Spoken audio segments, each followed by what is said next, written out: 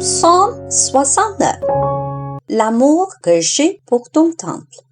Du répertoire du chef de chorale et du recueil de David. Accompagnement sur guitare. Dieu, au secours, j'ai de l'eau jusqu'au cou. J'enfonce tout au fond de la boue sans trouver un sol ferme sous les pieds.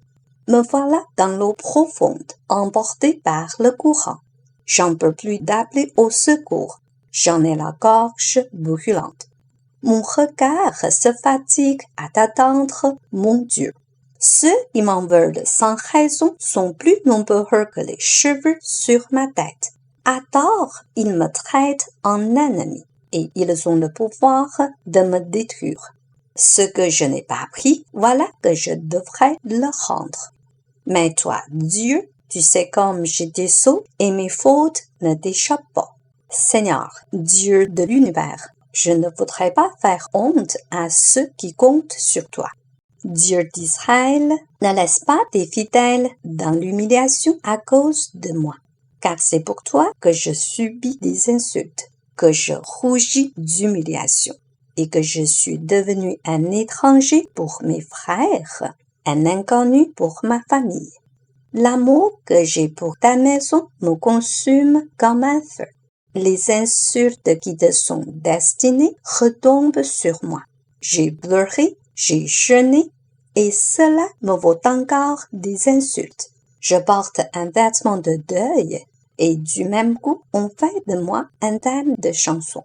Je suis le sujet des conversations sur la place publique, et des refrains que chantent les ivrognes. Mais moi, je t'adresse ma prière. Seigneur, c'est le moment d'être favorable.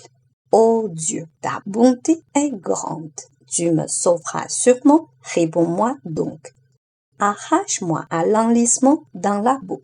Oui, arrache-moi aux eaux profondes, à ceux qui m'en veulent. Ne me laisse pas emporter par le courant, ni engloutir dans le gouffre. Ne permets pas que la tombe se referme sur moi. Réponds-moi, Seigneur, c'est ta bonté qu'il me faut. Que ton grand amour te tourne vers moi. Ne te détourne plus de moi, ton serviteur. Je suis en détresse. Réponds-moi sans tarder. Approche-toi de moi pour me prendre en charge. À cause de mes ennemis, délivre-moi. Tu sais comment on m'insulte. Tu connais ma honte et mon humiliation. Tu vois devant moi tous mes adversaires. L'insulte m'a brisé le cœur. Je ne peux pas m'en remettre. J'espère un signe de sympathie, mais rien ne vient. Je cherche quelqu'un qui me console, mais je ne trouve personne. Dans ma nourriture, ils ont mis du poison, et quand j'ai soif, ils m'offrent du vinaigre. Que leur banquet soit un piège pour eux et leurs convives. Que leurs yeux se voilent, qu'ils perdent la vue. Fais-leur sans cesse courber le dos. Déverse sur eux ta fureur, et que ta colère ardente les atteigne. Que leur camp soit dévasté et leur tente dépeuplée.